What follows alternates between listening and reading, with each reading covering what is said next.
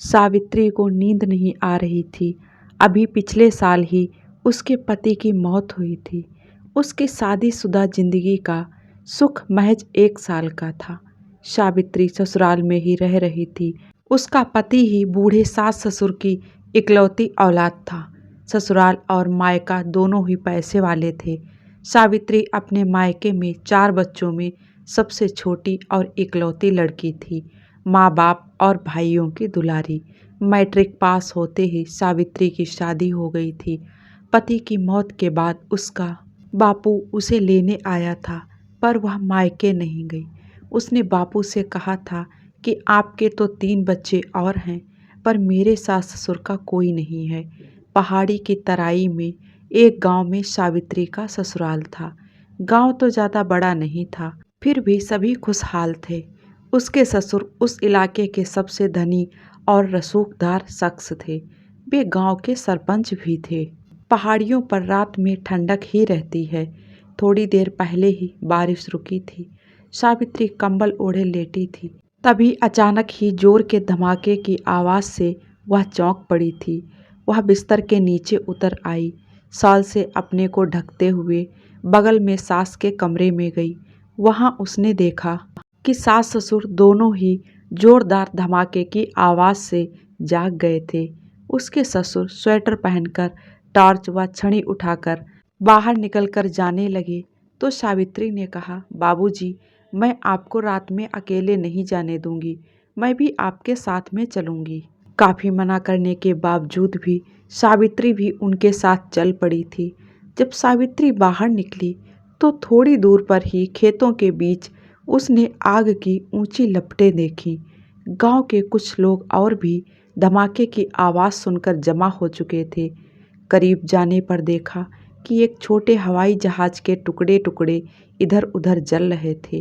लपटें काफ़ी ऊंची और तेज थीं। किसी में पास जाने की हिम्मत नहीं थी। देखने से लग रहा था कि सब कुछ जलकर राख हो चुका है।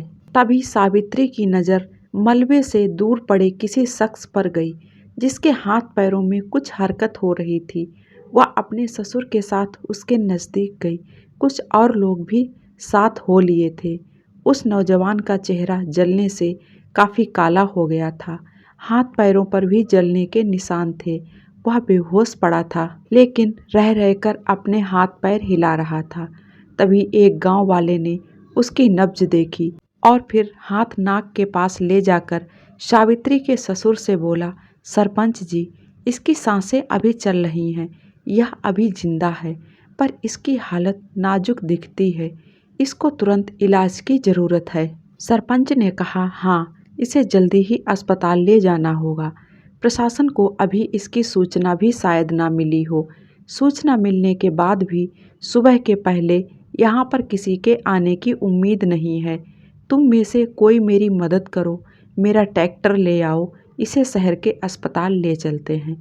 थोड़ी ही देर में 2-3 नौजवान ट्रैक्टर लेकर आ गए और उस घायल नौजवान को ट्रैक्टर से ही शहर के बड़े हॉस्पिटल ले गए।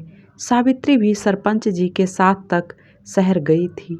हॉस्पिटल में डॉक्टर ने देखकर कहा कि हालत इसकी नाजुक है, पुलिस को भी सूचित करना पड़ेगा। यह काम सरपंच ने खुद किया और डॉक्टर को तुरंत इलाज शुरू करने के लिए कहा। इमरजेंसी वार्ड में चेकअप करने के बाद डॉक्टर ने उसे इलाज के लिए आईसीयू में भेज दिया, पर उस शख्स के पास से कोई ना तो पहचान पत्र या बोर्डिंग पास भी नहीं मिला। हादसे की जगह से पास से एक बुरी तरीके से जला हुआ पर्स मिला था। उस पर्स में कुछ ऐसा सबूत नहीं मिला था जिससे उसकी पहचान हो सके। डॉक्टर ने इलाज तो शुरू कर दिया था, सरपंच जी खुद गारंटर बने थे, यानी इलाज का खर्च उन्हें ही उठाना था। सुबह होते ही इस हादसे की खबर रेडियो और टेलीविज़न पर फैल चुकी थी। पुलिस भी आ गई थी। पुलिस को सारी बात बताकर उसकी सहमति लेकर सरपंच जी अपनी बहू सावित्री के साथ अपने घर लौट आए थे। शहर के एयरपोर्ट पर अफरा तफरी का माहौल था। एयरपोर्ट शहर से 20 किलोमीटर दूर और गांव की विपरीत दिशा में था। लोग उस उड़ान से आने वाले अपने रिश्तेदारों का हाल जानने के लिए बेचैन थे। एयरलाइंस के मुलाजिमों ने तो सभी सवारियों और हवाई जहाज के मुलाजिमों की लिस्ट लगा रखी थी, जिसमें सबको ही मरा ऐलान किया गया था। थोड़ी ही देर में टेलीविज़न पर एक ब्रेकिंग न्यूज़ आई कि एक मुसाफिर इस हादसे में बच गया है, जिसकी हालत नाजुक है, पर उसकी पहचान नहीं हो सकी है। सबके मन में उम्मीद की एक किरण जग रही थी कि शायद वह उन्हीं का सगा हो। अस्पताल में भीड़ उमड़ पड़ी। डॉक्टर ने कहा कि अभी वह वेंटिलेटर पर है और हालत उसकी नाजुक है। मरीज के पास तो अभी कोई भी नहीं जा सकता है, सिर्फ उसे बाहर के शीशे से देखा जा सकता है। लोग बाहर से ही उसको देखकर पहचानने की कोशिश कर रहे थे, पर यह मुमकिन नहीं था। उसका चेहरा काफ़ी जला हुआ था, उस पर दवा का लेप भी लगा हुआ था। इधर सरपंच रोज सुबह हॉस्पिटल आते थे। अक्सर सावित्री भी उनके साथ होती थी। वह उनको अकेला नहीं छोड़ना चाहती थी, क्योंकि सरपंच खुद दिल के मरीज थे। कुछ दिनों के बाद डॉक्टर ने सरपंच से कहा, मरीज खतरे से बाहर तो है, पर वह कोमा में जा चुका है। कोमा से निकलने में कितना समय लगेगा, कुछ कहा नहीं जा सकता है। कुछ ही दिनों में उसे आईसीयू से निकालकर स्पेशल वार्ड में भेज देंगे। दूसरी बात यह है कि उसका चेहरा बहुत खराब हो चुका है। अगर वह कोमा से बाहर भी आता है तो आईने में अपने आप को देखकर उसे गहरा सदमा लगेगा। सरपंच ने पूछा, तो इसका क्या इलाज है? डॉक्टर बोला, उसके चेहरे की प्लास्टिक सर्जरी करनी होगी, पर इसमें काफ़ी खर्च होगा। अभी तक के इलाज का खर्चा तो आप देते आए हैं। सरपंच ने कहा, आप पैसे की चिंता ना करें। अगर यह ठीक हो जाता है तो मैं समझूंगा कि मेरा बेटा मुझे दोबारा मिल गया है। कुछ दिनों के बाद उस मरीज को स्पेशल वार्ड में शिफ्ट किया गया था। वहाँ उसकी देखभाल दिन में तो अक्सर सावित्री ही किया करती थी, लेकिन रात में सरपंच के कहने पर गांव से कोई न कोई आ जाता था। तकरीबन 2 महीने के बाद उसकी प्लास्टिक सर्जरी भी हुई। उस आदमी को नया चेहरा मिल गया। इसी बीच सरपंच के ट्रैक्टर ट्राली पर एक बेल्ट मिली। हादसे के बाद उस नौजवान को इसी ट्रॉली से अस्पताल ले जाया गया था। शायद किसी ने उसे आराम पहुंचाने के लिए बेल्ट को निकालकर ट्रॉली के एक कोने में रख दी थी, जिस पर अभी तक किसी की नज़र नहीं पड़ी थी। बेल्ट पर 2 शब्द खुदे हुए थे, यस के। उस बेल्ट को देखकर सरपंच को लगा कि उस आदमी की पहचान में यह एक अहम कड़ी साबित होगी। इसकी सूचना उन्होंने पुलिस को दे दी। साथ ही लोकल टीवी चैनल और रेडियो पर भी इसे प्रसारित किया गया। अगले ही दिन एक बुजुर्ग दंपत्ति उसे देखने हॉस्पिटल आए थे। उनका शहर में काफ़ी बड़ा कारोबार था, पर चेहरा बदल जाने के चलते वे उसे पहचान नहीं पा रहे थे। बेल्ट भी पुलिस को दे दी गई थी। वहाँ पर उन्होंने सावित्री को देखा, जो मन लगाकर मरीज की सेवा कर रही थी। अस्पताल से निकलकर वे सीधे पुलिस स्टेशन गए और वहां उस बेल्ट को देखकर कहा कि ऐसी ही बेल्ट उनके बेटे की भी थी, जिस पर एस के लिखा था। यह बेल्ट जानबूझकर उनके बेटे ने खरीदी थी, क्योंकि एस के उसके नाम सत्य कुमार से मिलती थी। फिर भी संतुष्ट हुए बिना उसे अपना बेटा मानने में उन्हें कुछ ठीक नहीं लग रहा था। फिलहाल वे अपने घर लौट गए थे, लेकिन सरपंच का मन कह रहा था कि यह लड़का सत्य कुमार ही है। तकरीबन 1 महीना गुजर चुका था। सरपंच और सावित्री दोनों ही सत्य कुमार की देखभाल कर रहे थे। एक दिन अचानक सावित्री ने देखा कि सत्य कुमार के होंठ फड़फड़ा रहे थे और हाथ से कुछ इशारा कर रहा था। उसने तुरंत यह बात डॉक्टर को बताई। डॉक्टर ने कहा कि दवा अपना काम कर रही है और उन्हें पूरी उम्मीद है कि अब वह बिल्कुल ही ठीक हो जाएगा। कुछ दिनों के बाद सावित्री उसे जब अपने हाथ से खाना खिला रही थी, सत्य कुमार ने उसका हाथ पकड़कर कुछ बोलने की कोशिश की थी। उसी शाम जब सावित्री अपने घर जाने के लिए उठी, तो सत्य कुमार ने उसका हाथ पकड़कर बहुत कोशिश के बाद लड़खड़ाती जबान में बोला, रुको, मैं यहाँ कैसे आया हूँ? मैं तो हवाई जहाज़ में था। मैं तो कारोबार के सिलसिले में बाहर गया हुआ था। फिर अपने बारे में उसने कुछ जानकारी दी थी। सरपंच और सावित्री दोनों की खुशी का ठिकाना ना था। उन्होंने डॉक्टर को बुलाया। डॉक्टर ने उसे चेक करके कहा, मुबारक हो, अब यह होश में आ गया है, इसके माता पिता को सूचना दे दें। सावित्री और सरपंच हॉस्पिटल में ही रुककर सत्य कुमार के माता पिता का इंतजार कर रहे थे।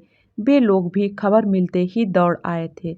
सत्य कुमार ने अपने माता पिता को पहचान लिया था और हादसे के पहले तक की बात बताई। उसके बाद क्या हुआ उसे कुछ याद नहीं था।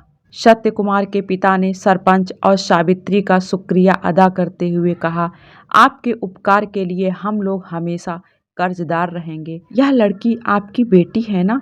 सरपंच बोले, मेरे लिए तो यह बेटी से भी बढ़कर है तो मेरी बहू, पर शादी के 1 साल के अंदर ही मेरा इकलौता बेटा हम लोगों को अकेला छोड़कर चला गया। पर सावित्री ने हमारा साथ नहीं छोड़ा। मैं तो चाहता था कि यह अपने माँ बाप के पास चली जाए और दूसरी शादी कर ले, पर यह तैयार नहीं थी। सत्य कुमार के पिता ने कहा, अगर आपको कोई ऐतराज नहीं है तो मैं सावित्री को अपनी बहू बनाने को तैयार हूँ। क्यों सत्य कुमार, ठीक रहेगा ना? सत्य कुमार ने सहमति में सिर हिलाकर अपनी हामी भर दी थी। फिर सेठ जी ने सत्य कुमार की माँ की ओर देखकर मुस्कुराते हुए कहा, अरे सेठानी, तुम भी तो कुछ कहो। सेठानी बोली, आप लोगों ने मेरे मुंह की बात छीन ली, मेरे बोलने को कुछ बचा ही नहीं है।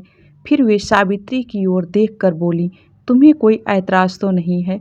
सावित्री की आंखों से आंसू की कुछ बूंदें छलककर उसके गालों पर आ गई थी। वह बोली, मैं आप लोगों की भावनाओं का सम्मान करती हूँ, पर मैं अपने सास ससुर को अकेला छोड़कर नहीं जा सकती।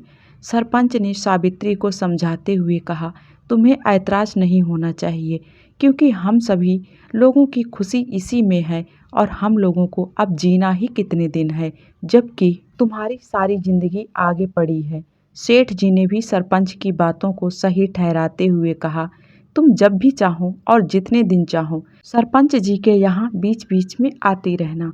सावित्री सेठ जी से बोली, सत्य जी को आपने जन्म दिया है और बाबूजी ने इन्हें दोबारा जन्म दिया है, तो इनकी भी तो कुछ जिम्मेदारी बनती है मेरे ससुर जी के लिए।